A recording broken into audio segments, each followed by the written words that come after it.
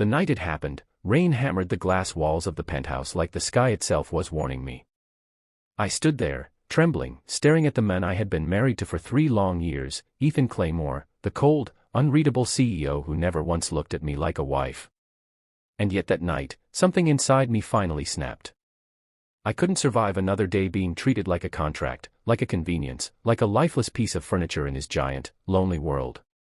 "Ethan," I whispered, voice breaking. "Look at me. Just once, please." He didn't lift his eyes from his laptop. That was the moment I realized I had already disappeared from his life long ago. So I did something I never imagined I'd have the courage to do. I forced him to give me the divorce he had silently wanted but never asked for. And before dawn touched the horizon, I packed my bags, signed the final papers, and walked out of his empire without looking back. I ran away from my marriage, but I had no idea I was running straight into the truth he had hidden for 3 painful years. Chapter 1: A Marriage Built on Nothing. Our marriage was never about love. It was a deal between 2 families, my father's drowning company and Ethan's booming empire. I was the quiet daughter, the agreeable one, the girl who always put others' needs before her own. My family used that softness as a weapon. "Marry him, Leah," my father told me. "You'll save us all." And I did. Without complaint. The wedding was beautiful, but the groom was distant. Ethan stood beside me like a statue carved from ice. He never touched me, not even to guide my hand or steady me when photographers crowded around. Everyone pretended it was normal. Everyone except me. That first night, he didn't even come home. The next 3 years were a blur of loneliness. We slept in separate rooms. We ate at separate times. He never asked how I was. Never said goodnight. Never touched me. But the cruelest part? I still fell in love with him. I loved the men who didn't want me. The men who avoided my eyes. The men who treated me like a burden he couldn't shake off. Yet he never asked for a divorce. He just kept me beside him, but never truly with him. And that hurt worst of all. Chapter 2: The Night I Broke. On our 3rd anniversary, I cooked dinner. I even wore the dress he once complimented, the only compliment he had ever given me. But Ethan didn't come home. Again. I waited. Hours passed. When he finally walked through the door, it was nearly midnight. His tie was undone, his eyes tired. "Ethan," I said softly, "can we talk?" He paused. Then he walked past me. Something shattered in my chest. I grabbed his wrist, not to beg, not this time. But to make him face me. "Why did you marry me if you never wanted me?" I demanded. "Why keep me here? Why pretend?" For the first time in years, he froze. But he didn't answer. And silence was worse than rejection. "I want a divorce," I whispered. "Tonight." He stiffened. His jaw tightened. Still, no protest. No emotion. That was all the answer I needed. Within an hour, the divorce lawyer arrived. Within 2, I had signed. Before dawn, I was gone. I left my ring on the table, beside the untouched anniversary dinner. Chapter 3: Running Away, Starting Over. I moved into a small apartment far from the city center. It smelled like paint and new beginnings. For the first time in years, I breathed freely. But freedom came with fear. I had no job. No savings, my parents had drained me long ago. I had no experience except charity work and managing Ethan's corporate events. Still, I was determined to rebuild myself. I got a job at a small cafe. The pay was low but honest. The customers were warm. The mornings smelled like hope, fresh bread, warm coffee, and quiet peace. But every night, when I lay in bed, the ghost of Ethan's cold eyes haunted me. Why didn't he fight for me? Why did he look hurt when I walked away? I shook those thoughts off. He never loved me. I had to accept that. Chapter 4: The Truth Begins to Surface. 2 months later, something strange started happening. Someone was paying my overdue bills. Anonymous deposits appeared in my bank account, just enough to keep me afloat. I confronted the bank manager. It seems someone is looking out for you, he said gently. My heart pounded. No.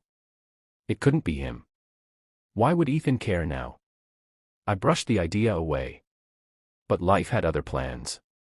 Chapter 5, The Accident. One rainy night, after a long shift, I crossed a dim street. I didn't see the car. But someone pulled me back just in time. Strong arms. A familiar scent. A voice filled with panic. Leah. My heart stopped. Ethan. He held me tightly, as if losing me for even a second would kill him. His breath was shaky, his hands trembling. Are you hurt? He asked, his voice breaking, truly breaking, for the first time since I'd known him. My voice cracked. Why are you here? He swallowed hard. Because I've been looking for you every day. I stepped back. Tears blurred my vision. You never wanted me. You never touched me. You never even looked at me. Ethan shut his eyes, as if my words cut deeper than any wound. That's exactly why, he said softly. What? He opened his eyes, and for the first time, I saw raw pain in them. I stayed away because I didn't want to hurt you like my father hurt my mother. I thought keeping distance was the only way to protect you.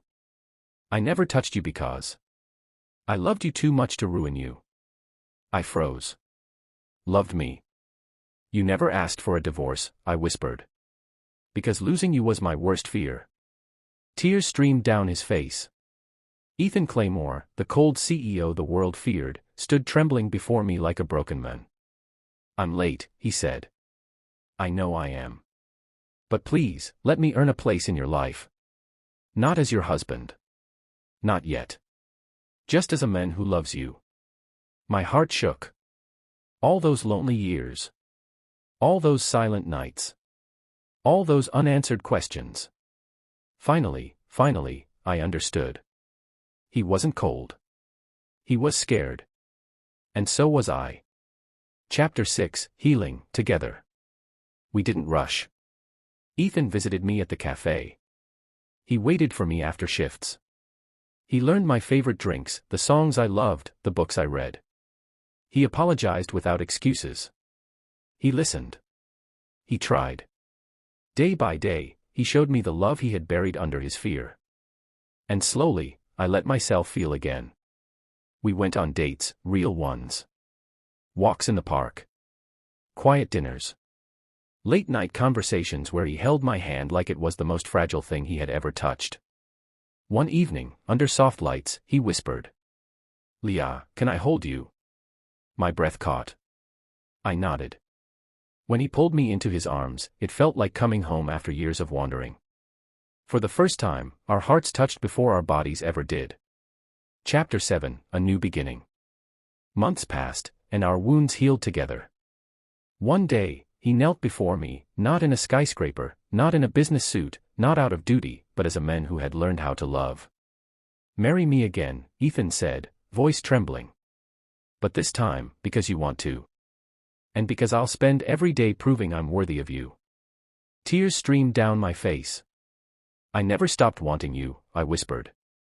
He stood, lifted my face gently, and kissed me, the first kiss of our second chance.